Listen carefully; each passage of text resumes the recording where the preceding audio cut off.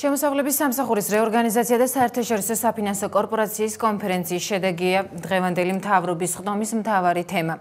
ნიკა გილაურის თქმით, საქართველოს რეგიონში რეფორმების ერთ-ერთ მთავარ ექსპორტიორად რჩება. ვიზიტორებმა კი ფინანსთა სამინისტროს შემოსავლების სამსახურში, ასევე შინაგან საქმეთა და იუსტიციის სამინისტროებში განხორციელებული რეფორმები შეისწავლეს და აღნიშნეს, რომ მათგან ბევრს საკუთარ ქვეყნებში დანერგავენ. პრემიერმა ისიც აღნიშნა, რომ 2011 წელს განსაკუთრებული ყურადღება ადმინისტრირების გამარტივებაზე გამახვილდება შემოსავლების სამსახური კი უკვე კომპიუტერულ პროგრამაზე გადავა. ყველა სიახლის შესახებ საზოგადოება პრემიერის თქმით უახლოეს დღეებში შეითხოვს.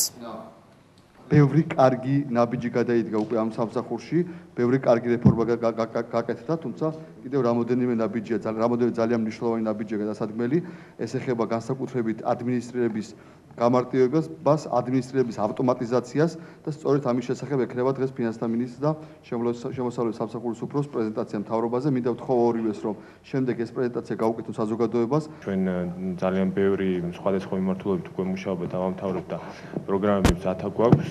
ჩვენ ახლა უკვე დავიწყებთ საზოგადოების ინფორმირებას მასიურად. თვითონ ამ მომზადების პროცესში ჩართულები იყვნენ აუდიტორებიც, ბიზნესმენებიც და ამჯერად უკვე გვექნება ფართო მასივი იმისთვის, რომ გავაცნოთ მოსახლეობას თუ როგორ მუშაობს ამ შემთხვევაში უკვე გამარტივებული ადმინისტრირება. ეს არის სისტემა, რომელიც ავტომატურად ახორციელებს ადმინისტრირების განხორციელების პროცედურების თვითონ გადაწყვეტას, არ იღებს არავინ მონაწილეობას, მაშინ კომპიუტერი იძლევა დავალებას კონკრეტულ ოფიცერს თუ საწავიდეს, როგორ განახორციელოს საკონტროლო შესყიდვა იქნება ინვენტარიზაცია თუ ნებისმიერი სხვა, რაც გამორიცხავს ნებისმიერი ადამიანური ფაქტორის გამოყენებას ამ სისტემის მონაწილეობაში, ფუნქციონირებაში, რაც იქნება ძალიან მარტივი.